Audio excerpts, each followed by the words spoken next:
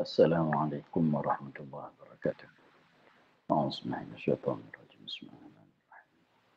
الحمد لله رب العالمين والصلاة والسلام على أشرف الأنبياء والمرسلين وعلى آله وصحبه أجمعين. سبحانك لا علم لنا إلا ما علمتنا إنك أنت العليم الحكيم. وتب علينا إنك أنت التواب الرحيم. رب زدنا من نافع وفهم مستقيم وهداية نصوح ولا قوة إلا بالله. لا حول ولا قوة إلا بالله. لا حول ولا قوة إلا بالله. اللهم أهلنا اللهم أهلنا إننا وسر أن تبع من نبينا ومن الملائكة المقربين واخرجنا من الظلمات الوحيد وافتح لنا أبواب رحمتك وعلمنا أسرار رحمتك يا رب العالمين. رب اشرح لنا صدرنا ولساننا قال الشيخ المسلم تعالى نفعنا بالدارين. Sekian.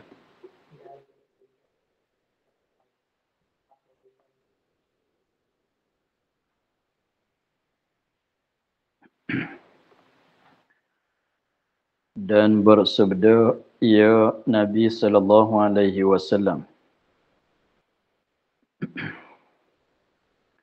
apabila mengkurniakan dikau oleh Allah Taala akan harta, maka hendaklah melihat ia atasmu.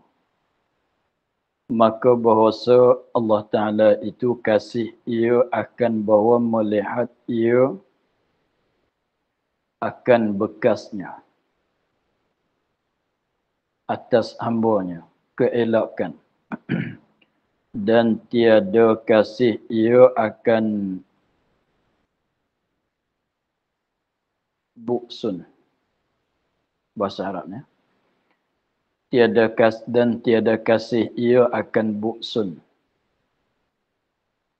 Yani muzahirkan kasar-kasar pada pakaian dan muzahirkan kepapaan, dan tiada kasih ia akan tabaus. Tabaus yani duka cita.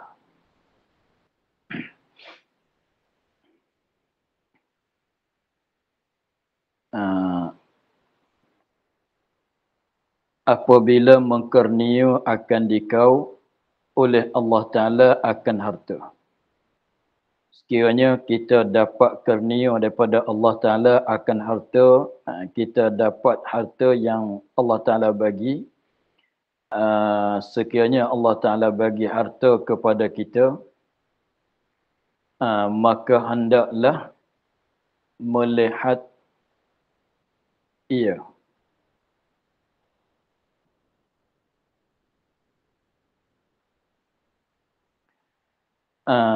Maka hendaklah melihat ia atasmu.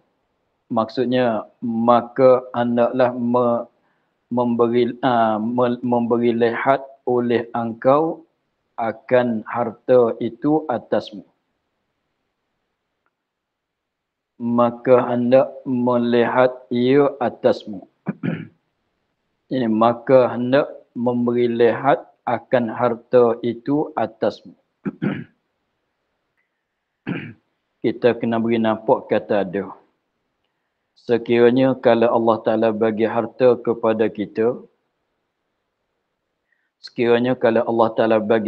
kepada kita, maka mestilah kita tu bagi nampak kata kita ni ada harta. Bagi nampak kat diri kita tu kata ada harta. Maksudnya begitu. Maka melihat ia. Melihat mana beri nampak. Kata harta tu ada pada kita. Allah Ta'ala bagi harta, bagi duit. Maka bagi nampaklah kata kita ni ada duit. Allah Ta'ala beri pakaian yang elok-elok pada kita, maka beri nampaklah kata kita ni ada pakaian yang elok. Allah Ta'ala bagi kenderaan kepada kita, bagi nampaklah kata kita ni ada kenderaan. Maksudnya gunalah. Gunalah. Tuhan bagi duit, bagi nampaklah kata kita ada duit. Sedekah kita apa.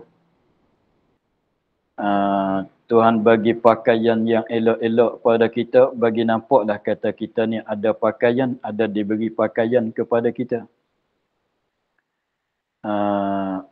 Katalah, kenapa boleh begitu? Jadi maksudnya kena gunalah harta yang Allah Ta'ala bagi kepada kita tu, mesti kita kena guna untuk diri kita. Tapi jangan nak menunjuk kepada orang, nak membangga-bangga pada orang saja kita pakai.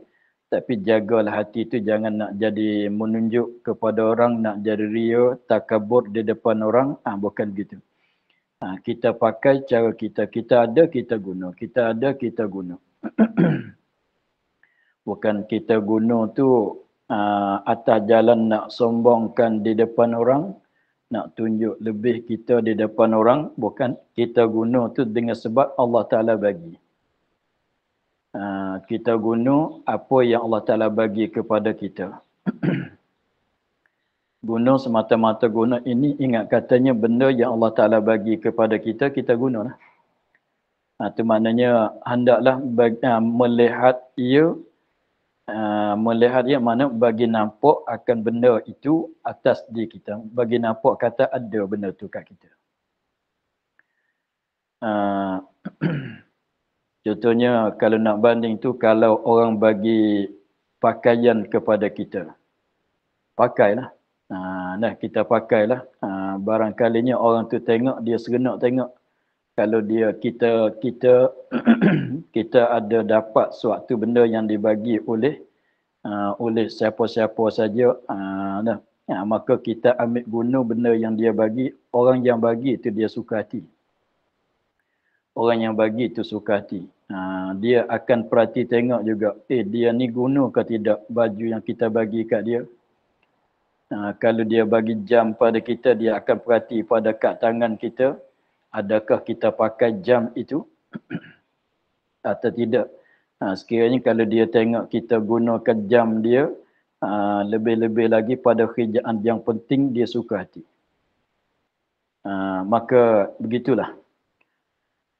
Kenapa boleh disuruhkan apabila Allah Ta'ala bagikan harta kepada kita, mesti kita kena bagi nampak.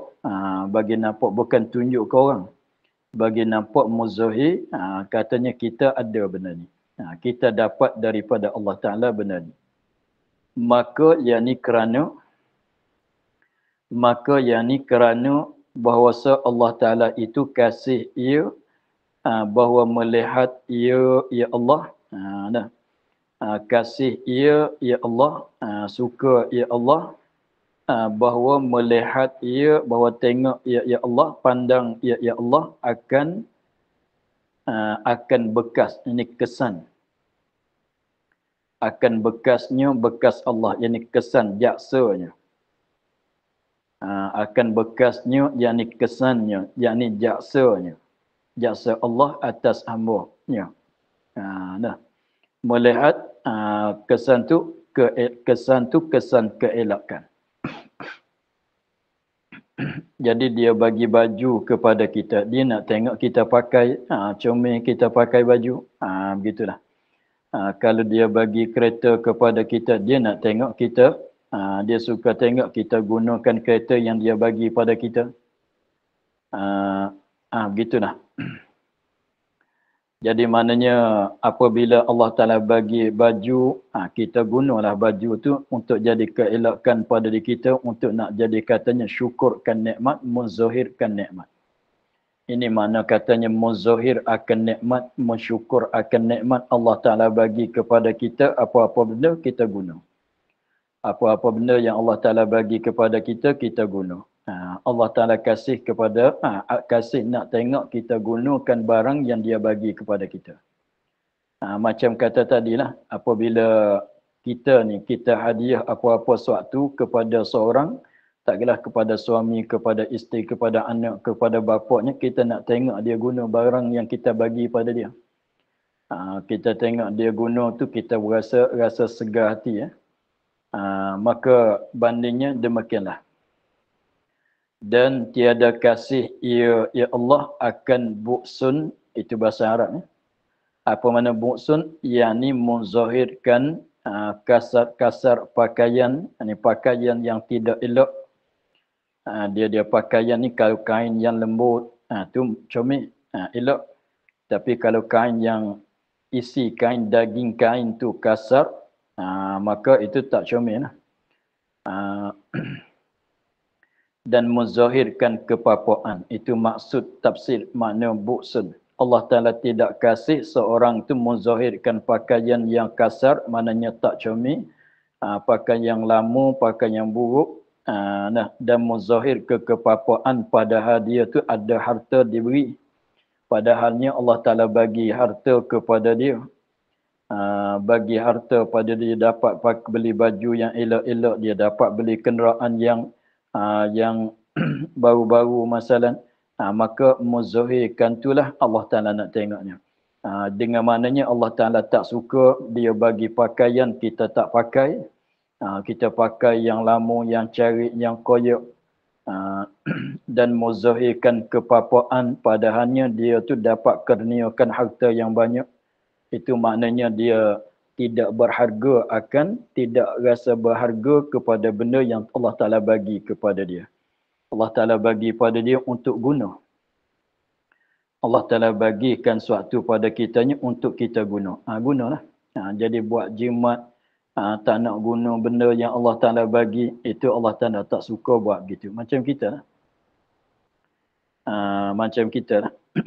Kita ni kalau kita bagi baju sepasang kepada dia, tapi tengok pakai pakaian lama, tak nak pakai baju baru tu, simpan almari, tak suka tengok, kita bagi dia untuk dia pakai, tapi dia simpan, sayang nak guna. Maka tak seronok kita tengoknya begitu. Jadi Allah Ta'ala pun seakan itulah. Jadi maknanya tidak menzahirkan nikmat. Seolah katanya Allah Ta'ala tak ada bagi harta pada dia. Sebab jadi kelakuan dia tu macam kelakuan yang orang yang tidak ada harta. Kelakuan dia tu dia menzahirkan macam orang yang tidak ada harta, macam orang fakir miskin. Padahal dia tu Allah Ta'ala bagi kekayaan dengan harta, tetapi dia tak guna harta yang Allah Ta'ala bagi. Jadi maka di sini tu satu apa dia? Satu perkara yang ialah seolah yang ialah adab kita, yang ialah syukuran kita di atas nikmat Allah Ta'ala bagi. Mana-mana nikmat, atau lebih laginya di sini ialah nikmat harta yang Allah Ta'ala bagi pada kitanya, kita muzahir akan nikmat, jangan kita tak guna. Muzahirkan nikmat dengan mana benda Allah Ta'ala bagi kita guna. Ada duit, belanjalah dengan duit. Ada pakai yang baru, pakailah. Ada pakaian yang elok-elok yang Allah Ta'ala bagi, pakailah. Jangan kita sembunyikan. Jangan kita simpan, tahu nak simpan saja, tak nak guna benda yang Allah Ta'ala bagi, sebab Allah Ta'ala bagikan harta dan sebagainya untuk nak bagi kita guna, bukan untuk kita simpan. Maka sebab itulah kalau kita tilik kepada zakat emas dan perak, zakat emas dan perak,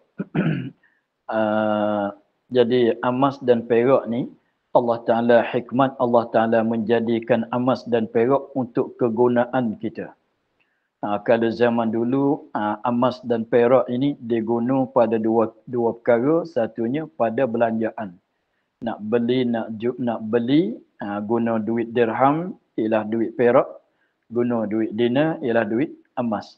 Jadi maknanya Allah Ta'ala bagi emas dan perak tu untuk guna buat beli, buat belanja lah, mudah katanya guna buat belanja. Dan satu laginya Allah Ta'ala jadikan emas dan perak itu untuk buat perhiasan bagi mereka yang harus guna buat perhiasan, ialah orang perempuan. Gunakan emas tu jadi cincin, jadi tali tangan, jadi suban dan sebagainya. Maka dengan sebab itulah kalau seorang tu dia dapat memilihkan duit emas, duit perak, dirham, dinar, atau dapat memilihkan emas, cincin, tali tangan dan sebagainya, dia simpan, tidak guna pada belanja, kalau duit dinar, duit dirham tidak guna pada belanjaan, jenis emas, perak, jenis cincin dan tali tangan dan sebagainya tidak guna jadi perhiasan, maka wajib di atasnya kena keluar zakat. Bagi orang perempuan yang harus guna. Tetapi kalau duit dinar, dirham dia simpan, maka wajib kena zakat. Sebab apa? Sebab tidak dibagi untuk simpan, untuk belanja. Sekiranya kalau simpan, kena denda dengan secara keluar zakat. Alat-alat perhiasan emas dan perak pun demikian juga. Allah Ta'ala bagi untuk guna buat perhiasan bagi orang perempuan. Sekiranya kalau orang perempuan beli emas, tali tangan, cincin tu simpan tidak guna-guna, walau dalam masa satu haul, maka wajib di atas dianya kena keluar zakat. Lalu tu nak bagi lepas daripada keluar zakat, dia mesti kena ambil guna.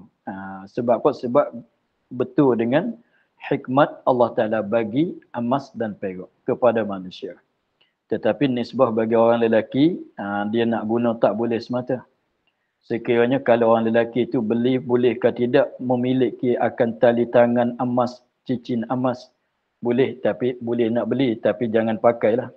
Tetapi kalau dia simpan cukup nisab, cukup haul, maka wajib atas dianya kena keluar zakat. Sebab dia tu dilarangkan pakai semata. Adapun orang perempuan, kalau dia ambil guna, maka tak wajib zakat dalam masa haul. Tapi orang lelaki kalau ambil guna pun wajib zakat juga. Sebab dia haram guna.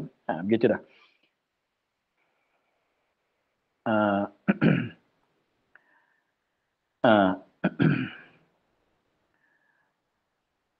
Jadi kembali kepada kitab kita, yakni menzahirkan kasar-kasar pada pakaian, mana pakaian yang tidak elok lah. Dan menzahirkan kepapaan. Ini tafsir mana buksun. Mananya menzahirkan kasar-kasar pada pakaian dan menzahirkan kepapaan, itu tafsir makna buksun. Dan tiada kasih, atas pada tiada kasih tadi, dan tiada kasih ya Allah akan tabaus. Tabaus bahasa Arab juga, yakni duka cita. Duka cita pun Allah Ta'ala itu kita kena zahirkan segenap. Tidak suka tengok dalam menzahirkan duka cita. Kalau ada pun simpan dalam hati saja. Tak nak zahir di depan orang. Begitulah.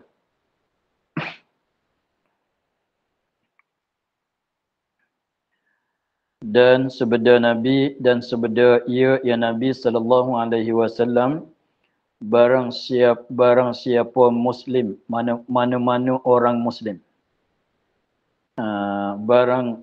kita baca habiskan dulu hadis. Barang muslim, barang siapa muslim memberi pakai ia akan muslim akan kain atas bertelanjang, nescaya dipakaikan dia oleh Allah Ta'ala daripada pakaian yang hijau di dalam syurga. Dan barang siapa muslim memberi makan akan muslim atas lapar, nescaya beri makan akan dia oleh Allah Ta'ala pada hari kiamat daripada segala buah-buahan syurga. Dan barang siapa muslim menuangkan air akan muslim atas dahaga, nescaya dituangkan dia oleh Allah pada hari kiamat daripada ar-rahiqil makhtum.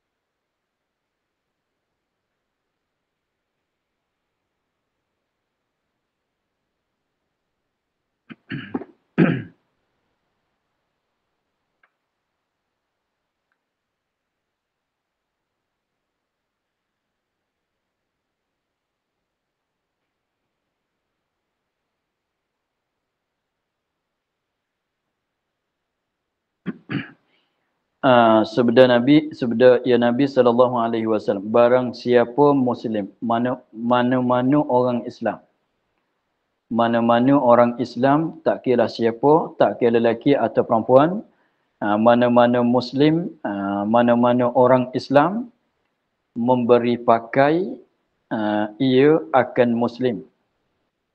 Memberi pakai ia akan muslim, mana beri pakaian lah. Memberikan pakaian akan seorang muslim yang lain. Memberi pakai ia akan muslim akan kain, yakni pakaian, atas bertelanjang. Bertelanjang di sini maksudnya tidak ada pakaian. Tidak dimaksud dengan kata bertelanjang di sini maknanya tidak ada pakaian. Bukan maksud telanjang betul tu, bukan. Pakaian tu ada, tapi ada satu pasang saja. Ada baju selai, ada kain selai. Kalau orang lelaki. Kalau perempuan ada baju, ada kain tudung. Lepas tu ada satu pasang tu saja. Jadi dia tu tak boleh nak bergilir-gilir di antara 2-3 pakaian, tidak ada. Maka di sini dikatakan orang tu dikatakan orang yang bertelanjang. Tapi boleh jadi langsung tak ada pakaian pun boleh jadi dengan sebab berlaku kebakaran rumah masalah. Jadi maknanya apabila kita bagi pakaian kepada seorang muslim kerana dia tu tidak ada pakaian yang mencukupi. Jadi maknanya orang yang susah, yang tidak ada pakaian yang mencukupi kepada dia, maka kita pun bagilah pakaian kepada dia. Tu nak cerita kelebihan di situ. Maknanya kelebihan orang yang memberi pakaian kepada orang. Bagi kain, bagi apa saja kepada orang Islam. Tu maknanya barang siapa Muslim, mana-mana orang Islam memberi pakai ia akan muslim, memberi pakaian akan kain, mana beri pakaian, kain ke baju ke apa saja pakaian kepada seorang muslim yang bertelanjang, mana yang tidak ada pakaian yang mencukupi, maka balasan Allah Ta'ala bagi kepada orang beri pakaian kepada muslim itu, nescaya dipakaikan dia akan muslim yang memberi pakaikan dia kan muslim yang memberi oleh Allah Ta'ala daripada pakaian yang hijau di dalam syurga. Pakaian yang hijau dikehendaki, pakaian yang hijau tu ialah sundus yang hijau, yang seperti dalam ayat mana, alaihim siyabun khudrun, min sundusin khudrin. Saya tak ingat ayat mana.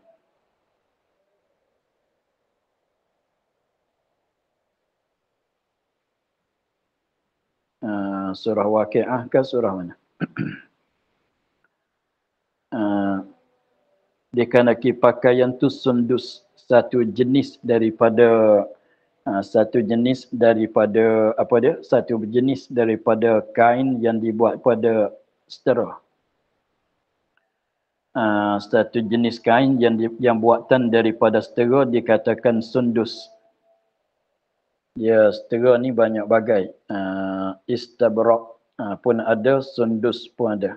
Sini pakaian dikehendaki pakaian tu sundus. Min sundusin khudrin. Dalam ayat mana tu saya tak pasal.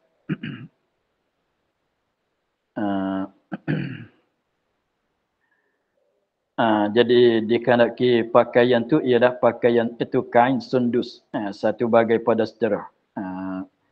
Tapi setera syurga lah, bukan sundus yang ada pada sekarang.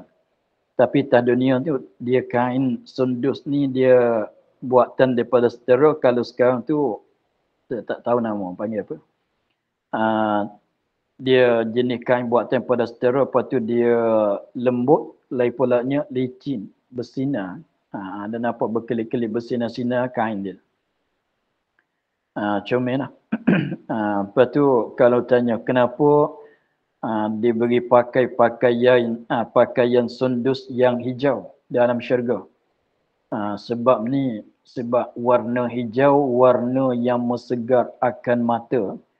Sebab tu Allah Ta'ala menghiaskan tumbuhan-tumbuhan pada dunia ini dengan warna hijau. Daun tu daun warna hijau. Apabila kita penat-penat mata kita, kita buka pintu, tengok kepada pokok-pokok yang hijau tu, segar fikiran kita, segar mata kita. Sebab tu setengah-setengah katanya mata kita apabila penat tu kita pandang kepada pokok-pokok yang hijau, menyebabkan kita tu jadi segarkan mata, segarkan hati. Sebab tu pakaian yang hijau. Macam kita tengok pokok-pokok yang hijau.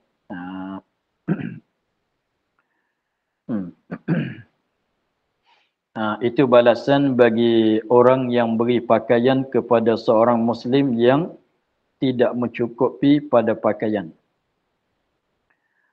Dan barang siapa Muslim memberi makan akan Muslim atas lapar, yakni kerana kelaparan.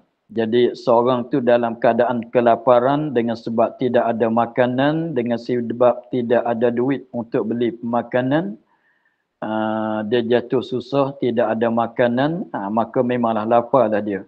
Maka kita tolong bagi makanan kepada dia.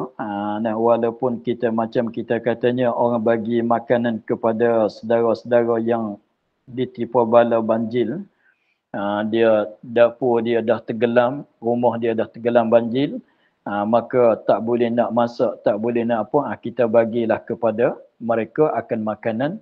Itu kira katanya kita bagi makanan kepada Muslim ketika dia jatuh dalam kelaparan.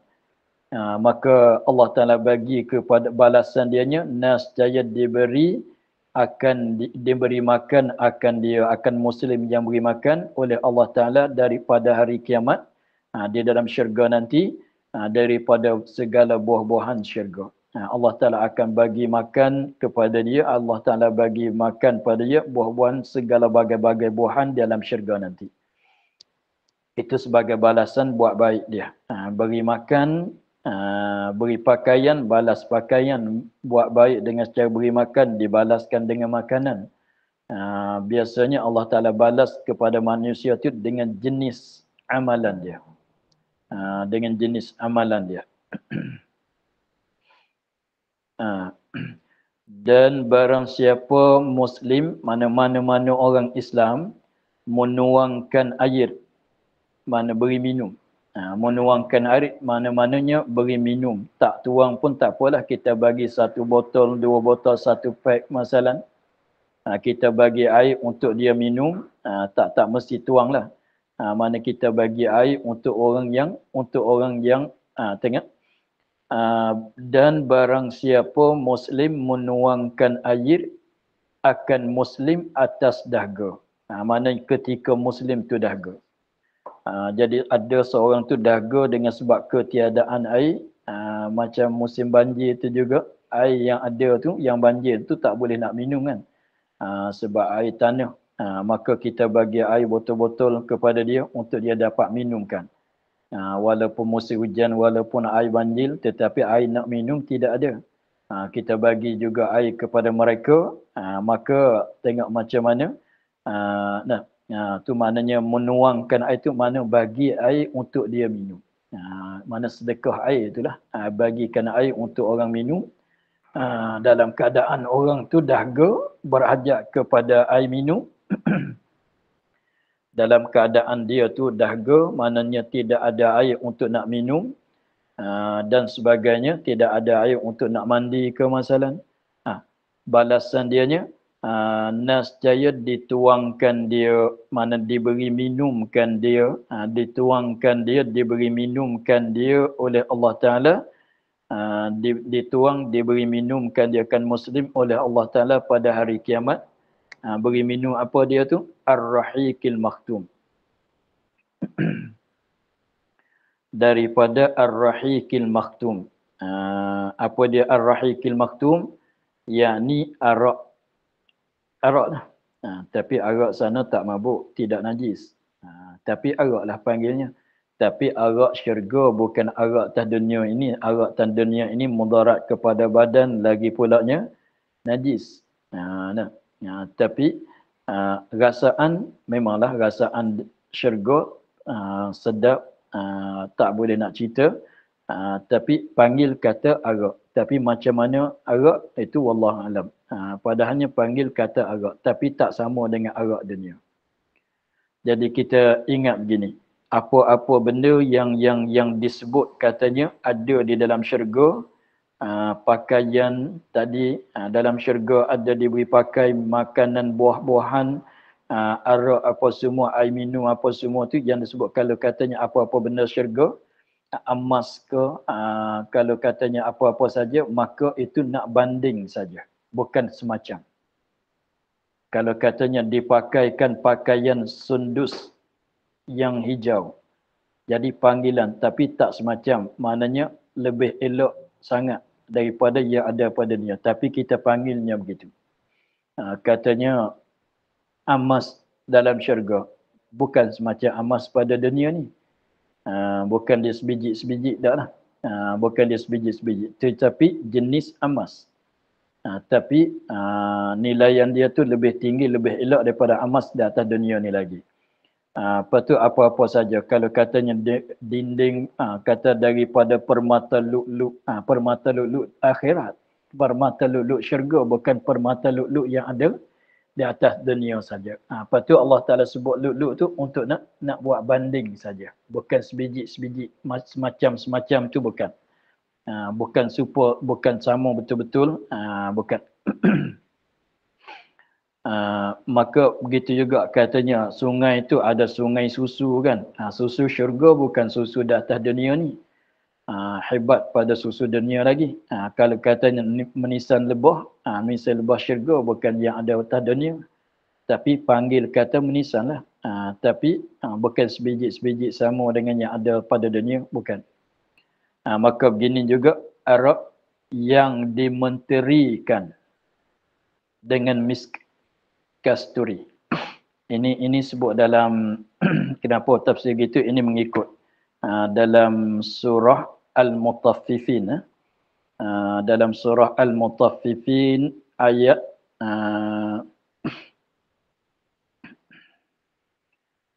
ayat 25-26.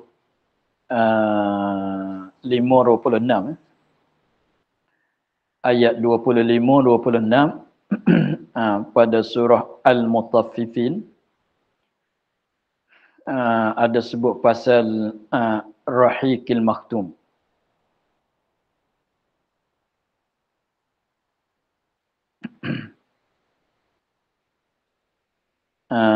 Pada surah Al-Mutaffifin, kalau ada boleh buka.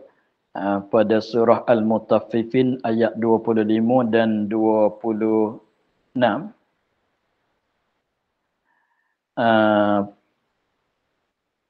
Katanya mulai pada ayat 22, ceritanya mulai pada ayat 22. Innal abrara lafi na'im. Innal abrara lafi na'im. Sesungguhnya orang-orang baik itu dalam nikmat.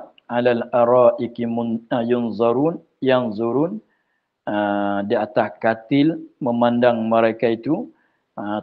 Ta'rifu min fi wujuhim nadratan na'im. Boleh kenal daripada muka mereka itu akan gemilang dalam nikmat. Habis itu yuskauna min rahikim makhtum. Yuskauna, ayat 25, yuskauna dituangkan, diberi minum min rahikil makhtum, min rahikim makhtum. Rahik tu mana arak.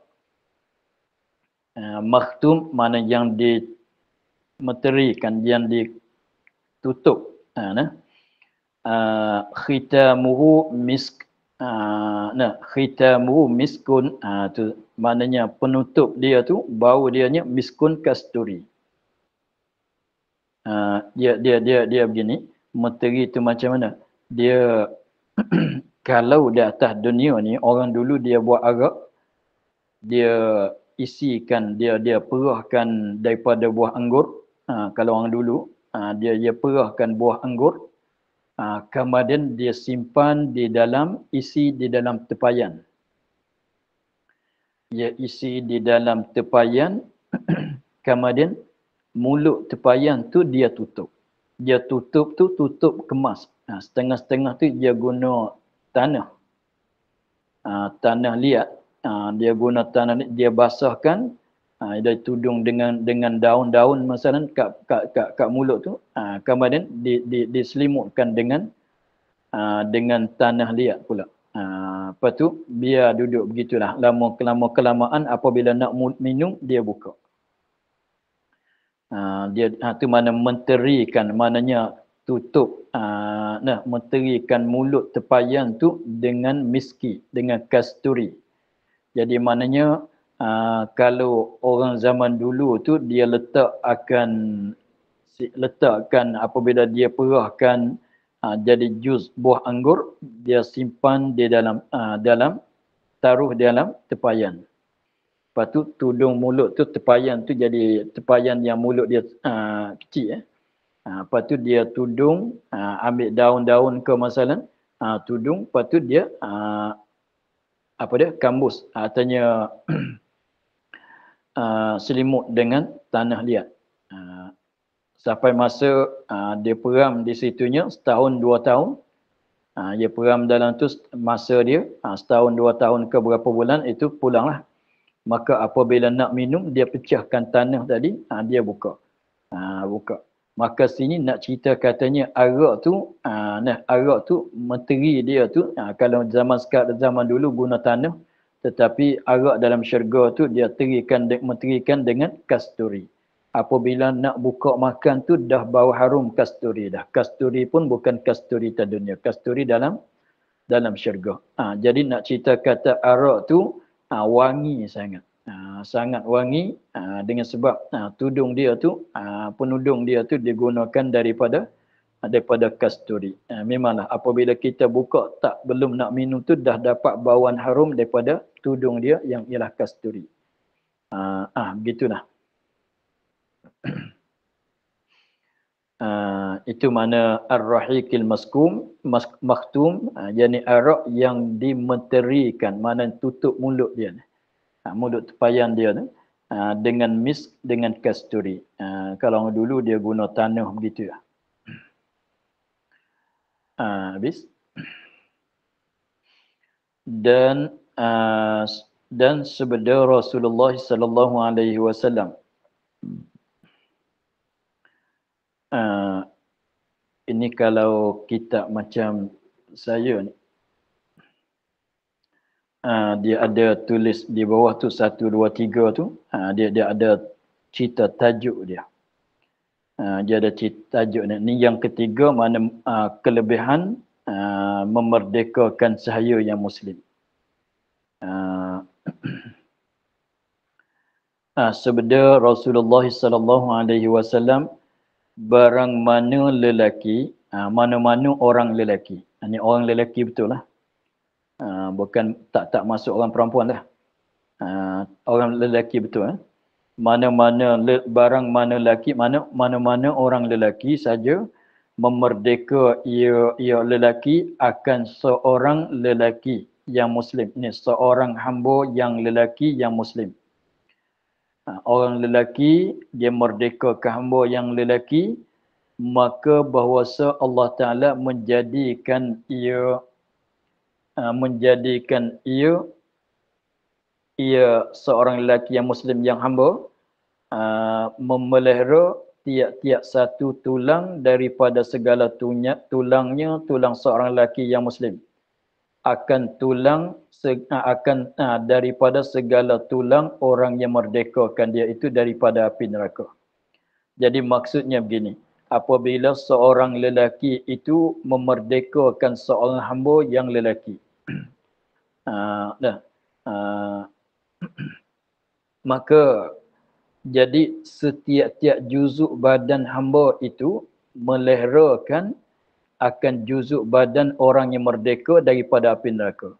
Sebab tu kalau nak merdekakan hamba tu, seeloknya hamba tu cukup lekap anggota, jangan tidak ada tangan. Jadi maknanya kita merdekakan seorang hamba, tangan dia, kita merdekakan dia seorang, Jadi mana kat badan dia tu memanglah macam kita, ada mata, ada telinga, ada kaki, tangan. Ada mata, telinga, mulut, kaki, tangan, hidung, apa semua. Dan di dalam badan kita ada paru, ada jantung, ada perut, ada ma'idah, ada tulang, kan. Maka semuanya, jadi maknanya dengan sebab kita merdekakan dia seorang, maka jadi maknanya setiap juzuk badan dia tu membebaskan juzuk badan kita daripada api neraka. Jadi mana kita dengan sebab kita membebaskan dia daripada kehambaan, Allah Ta'ala membebaskan kita daripada api neraka. Jadi mana kita merdekakan dia seorang, pada mana kita merdekakan, bebaskan tangan dia. Maka tangan kita akan bebas daripada neraka. Kita bebaskan dia daripada hamba, maknanya kita bebaskan mata, telinga dia daripada kehambaan. Allah Ta'ala membebaskan mata, telinga kita daripada api neraka. Kita merdekakan dia seorang, maka dia ada kaki, maka kaki dia tu bebas daripada jadi hamba, maka kaki kita orang merdeka ni bebas daripada apa? Daripada api neraka. Jadi setiap juzuk kita maknanya seluruh badan dia bebas daripada kehambaan, maka juzuk badan kita bebas daripada api neraka. Begitulah. Itu kalau orang lelaki.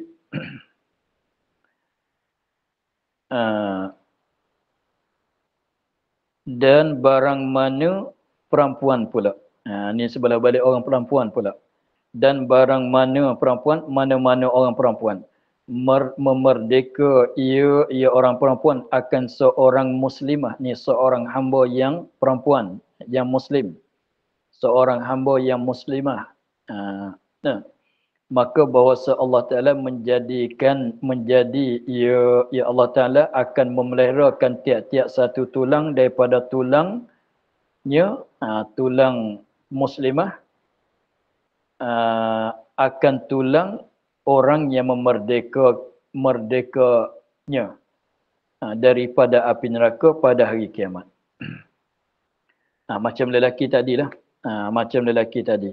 Tapi kenapa Nabi cakap gitu, orang lelaki memerdekakan hamba lelaki, orang perempuan memerdekakan hamba perempuan, padahalnya sama ya fadilat tu.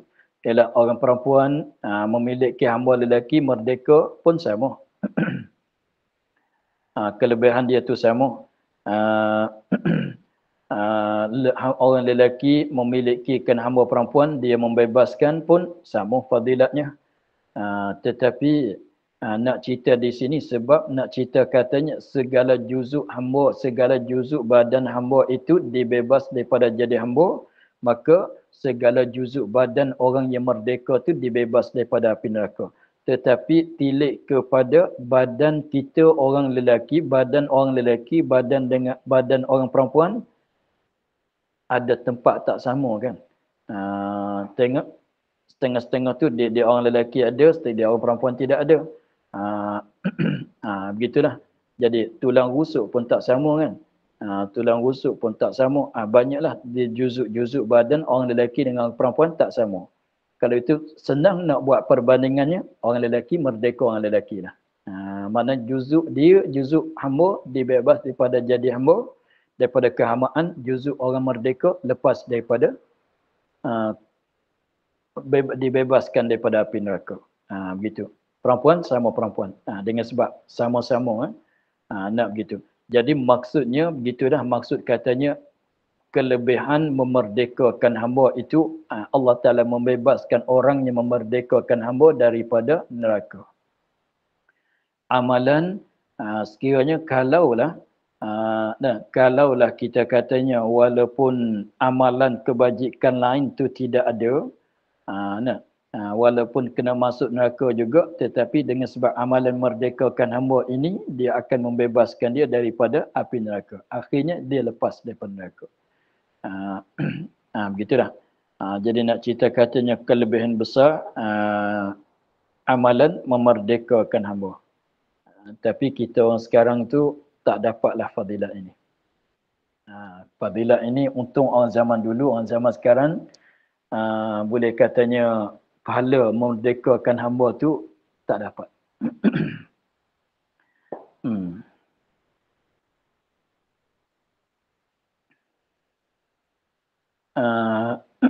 Habis di situ masuk tajuk lain pula, kelebihan taubat dan istighfar pula.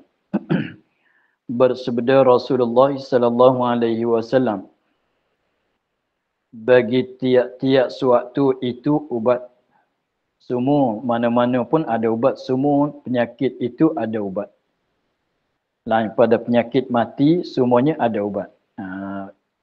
Cumanya kita tahu ke tak tahu.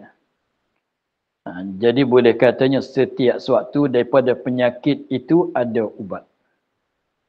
Ada ubat yang digunakan untuk nak mengubatkan dengan cara makan ke, dengan cara cuma ke, atau dengan cara dia biasanya orang dulu dia pubat tu ubat dia guna dengan berapa cara? Cuma, makan, lepas tu isap dengan hidung atau titik kalau telinga, artinya kalau buasi tu masuk ke jalan qada hajat. Is'ab dia panggil. Itu ubat dia guna tak itu apa, dengan cara makan, dengan cara minum, atau dengan cara cuma, dengan cara memasuk sedut dengan hidung, artinya titik macam telinga, artinya masuk kepada jalan apa, jalan qada hajat besar. Masuk dalam memasukkan ubat mengikut jalan qada hajat besar tu dalam kitab katanya is'ab. Jadi maknanya setiap penyakit tu ada ubat.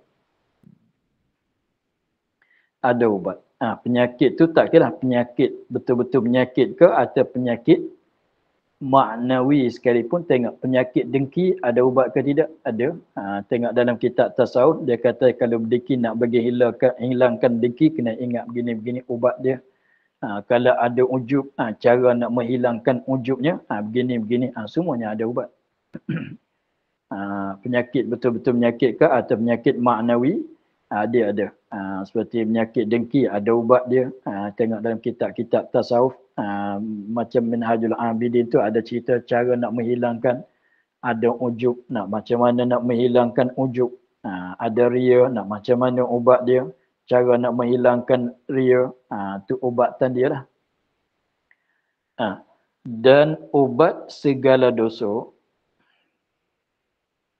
Kalau berdosa, apa ubat pula? Kalau berdosa, sebab setiap-tiap perkara tu ada ubat. Kalau berdosa, mana dia ubat? Mana dia ubat? Dan segala dosa itu, dan ubat segala dosa ialah taubat. Nak habis penyakit dosa ni, dengan secara makan ubatnya, ialah taubat. Lepas tu tengoklah doktor nak katanya berapa hari kena, berapa kali sehari kena makan tu. Taubat tu lah, berapa lama, syaratnya kena nak taubat tu macam mana, begitulah. Jadi maknanya kalau ada dosa kat badan, dosa tu seolah kata penyakit, maka ubat untuk nak hapuskan, nak menghilangkan penyakit dosa itu ialah taubat. Jadi seolah katanya dosa tu ialah penyakit, taubat tu ialah ubat dia, penawar dia. Begitu. Habis. Kemudian kita akhirkan situ pada katanya, dan sabda Nabi SAW, tiada daripada suatu yang terlebih kasih kepada Allah Ta'ala. Wallahu a'lam. Alhamdulillah. Bismillahirrahmanirrahim. Bismillahirrahmanirrahim. Alhamdulillah rabbil alamin wassalatu wassalamu ala asyrafil anbiya'i wal mursalin wa ala alihi wa sahbihi ajma'in. Allahumma aftah alaina futuhan wa arifina wa nawwir qulubana min nurikal karim waj'al a'malana khalisatan liwajhikal karim. Allahumma inna nas'aluka ma qara'nahu wa ma hafaznahu wa ma sami'nahu وردد علينا والتحتيل. سبحان ربك رب العزة عما يصفون وسلام على المرسلين والحمد لله رب العالمين. Terima kasih Baba. Assalamualaikum. Baba. Sama-sama.